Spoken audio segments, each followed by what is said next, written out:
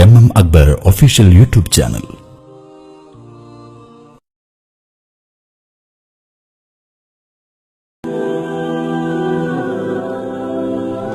ജനിച്ചു കഴിഞ്ഞാൽ കുട്ടിയുമായുള്ള ബന്ധത്തിൽ നമ്മുടെ ഏറ്റവും പ്രധാനപ്പെട്ട ഉത്തരവാദിത്വം നേരത്തെ പറഞ്ഞ മുല കൊടുക്കലെന്ന്. മുലപ്പാൽ അള്ളാഹു മാതാവിന്റെ ശരീരത്ത് കുട്ടിക്ക് വേണ്ടി ഉണ്ടാക്കി വെച്ചതാ. ആ കുട്ടിന്റെ അവകാശമാണ്.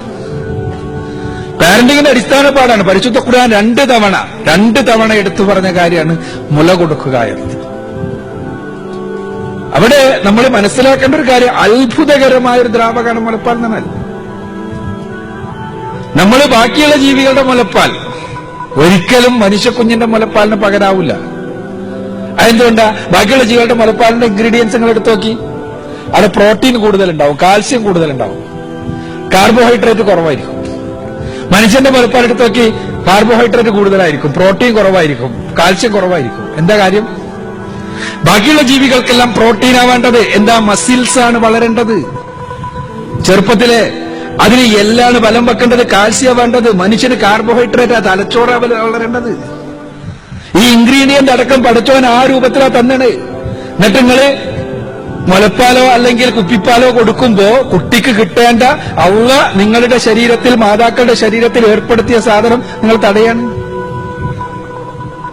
അവിടെ ശാരീരികം മാത്രമല്ല എന്നുള്ളതാണ് അത്ഭുതകരമായ കാര്യം. ഏറ്റവും പുതിയ അന്തസ്രാവ വ്യവസ്ഥയുമായി ബന്ധപ്പെട്ട പഠനങ്ങൾ കാണിക്കുന്നത്, എൻഡോക്രൈനോളജിയിലെ പുതിയ പഠനങ്ങൾ കാണിക്കുന്നത്, മുലപ്പാൽ കുട്ടികളുടെ ആ മാനസികാരോഗ്യത്തിന് മാത്രമല്ല പരസ്പരമുള്ള ബന്ധത്തിന് പോലും അനിവാര്യമാണെന്നാണ്. അത്ഭുതകരമാണ്. ഉമ്മയുടെ സ്തനം കുട്ടി കുടിക്കുന്ന സന്ദർഭത്തിൽ, ആ ചപ്പുന്ന സന്ദർഭത്തിൽ, കുടിക്കാൻ വേണ്ടി കുട്ടി ചപ്പുന്ന സന്ദർഭമുണ്ടല്ലോ, ആ സന്ദർഭത്തിൽ ആ മുലക്കണ്ണിക്ക് ചുറ്റുമുള്ള കോശങ്ങൾ ഉദ്ദീപിപ്പിക്കപ്പെട്ടിട്ടാണ് ഉമ്മയുടെ ശരീരത്തിൽ ഓക്സിറ്റോസിൻ എന്ന ഹോർമോൺ ഉൽപ്പാദിപ്പിക്കപ്പെടുന്നത്. ഈ ഓക്സിറ്റോസിൻ എന്ന ഹോർമോൺ ഉമ്മാന്റെ ശരീരത്തിൽ ഉൽപ്പാദിപ്പിക്കപ്പെട്ടാൽ മുലപ്പാലിലൂടെ കുട്ടിയുടെ ശരീരത്തിലേക്ക് അതെത്തും. ഒരു കുട്ടിക്ക് ഉമ്മയുടെ ശരീരത്തിൽ നിന്ന് കിട്ടേണ്ട അത്ര ഓക്സിറ്റോസിൻ ഉമ്മയുടെ ശരീരത്തിൽ നിന്ന് കിട്ടിയാൽ ഉമ്മയും കുട്ടിയും തമ്മിലുള്ള അറ്റാച്ച്മെന്റ് വളരെ കൂടുതലായിരിക്കും. ഓക്സിറ്റോസിനെ കുറിച്ച് അന്തസ്രാവ വ്യവസ്ഥയുമായി ബന്ധപ്പെട്ട ശാസ്ത്രജ്ഞന്മാർ വിളിക്കുക ഹോർമോൺ ഓഫ് ബോണ്ടിങ് എന്നാണ്, അഥവാ ബന്ധം ഉണ്ടാക്കണ ഹോർമോൺ. മാത്രമല്ല, ഒരേ മാതാവിന്റെ ശരീരത്തിൽ നിന്ന് ഓക്സിറ്റോസിൻ വേണ്ടത്ര ആസ്വദിച്ച ആളുകൾ തമ്മിലുണ്ടാകുന്ന ബന്ധത്തെയാണ് അന്തസ്രാവ വ്യവസ്ഥയുടെ ഭാഷയിൽ പറഞ്ഞാൽ അതാണ് സാഹോദര്യ ബന്ധം. ഒരേ ഉമ്മയുടെ ശരീരത്തിൽ നിന്ന് കൂടുതൽ ഓക്സിറ്റോസിൻ കിട്ടിയ, ആവശ്യത്തിന് ഓക്സിറ്റോസിൻ കിട്ടിയ ആളുകൾ തമ്മിൽ സാഹോദര്യ ബന്ധം ഉണ്ടാകുന്നതാണ്. അത്ഭുതകരമാണ്. ഈ സാഹോദര്യ ബന്ധം എത്രത്തോളം എന്ന് വെച്ചാൽ, പുരുഷനെ സംബന്ധിച്ചിടത്തോളം പുരുഷന്റെ ഒരു ശാരീരിക അവസ്ഥയാണ് പെൺശരീരത്തിന്റെ നഗ്നത കണ്ടാൽ അവന്റെ ശരീരത്തിൽ ചില മാറ്റങ്ങൾ ഉണ്ടാവുന്നുള്ളത്.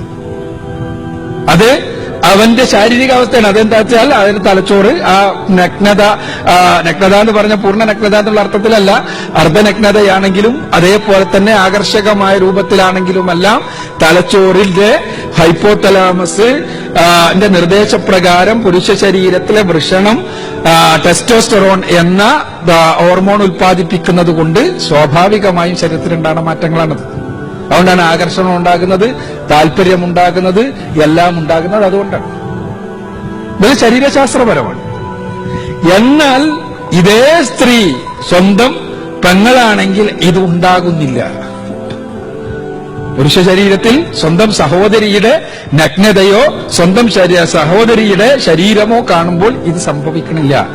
ഇതിനുള്ള കാരണമായി, അന്തസ്രാവ കാരണമായി അഥവാ എൻഡോക്രൈനോളജിക്കൽ റീസണായി ശാസ്ത്രജ്ഞന്മാർ പറയുക ഓക്സിറ്റോസിൻ ബന്ധം എന്ന്. ആ ബോണ്ടേജ്, ഒരേ ഉമ്മയിൽ നിന്ന് ഓക്സിറ്റോസിൻ ലഭിച്ച ആളുകൾ, അവർക്ക് ഈ ബന്ധം വേറൊരു തലത്തിലായതുകൊണ്ട് തന്നെ ഒരിക്കലും പെങ്ങളിൽ പെങ്ങളെ തന്നെ കാണാൻ കഴിയും. ഇനി നമ്മൾ ആലോചിക്കുക, ആധുനിക കാലഘട്ടത്തിൽ സഹോദരങ്ങൾ തമ്മിൽ എന്തുകൊണ്ട് പ്രശ്നങ്ങൾ എന്നുള്ള ചോദ്യത്തിനുള്ള അന്തസ്രാവ വ്യവസ്ഥക്കാരന്റെ ഉത്തരം വേറെ കാര്യങ്ങൾ ഉണ്ടാവും. ഉത്തരം വേണ്ടത്ര ഓക്സിറ്റോസിൻ കിട്ടാത്തത് എന്നാണ്. എന്തുകൊണ്ട് സ്വന്തം പെങ്ങളിൽ പെണ്ണിനെ കാണുന്ന അവസ്ഥയുണ്ടാകുന്നു എന്ന ചോദ്യത്തിനുള്ള ഉത്തരം അവർക്ക് വേണ്ടത്ര ഓക്സിറ്റോസിൻ കിട്ടിയിട്ടില്ല എന്നുള്ളതാണ്. അപ്പൊ വേണ്ടത്ര മുലപ്പാൽ കൊടുക്കാഞ്ഞാൽ നിങ്ങൾ കുഞ്ഞിന്റെ ശരീരത്തെ മാത്രമല്ല മനസ്സിനെയും ഭാവിയെയും കൂടിയാണ് കേടുവരുത്തുന്നത്. ആവശ്യത്തിന് മുലപ്പാൽ കൊടുക്കാതിരുന്നാൽ കുഞ്ഞിന്റെ നിങ്ങളുടെ ശരീരത്തിൽ അള്ളാഹു ഏർപ്പെടുത്തിയ കുഞ്ഞിനു വേണ്ടി തന്ന സാധനമാണിത്.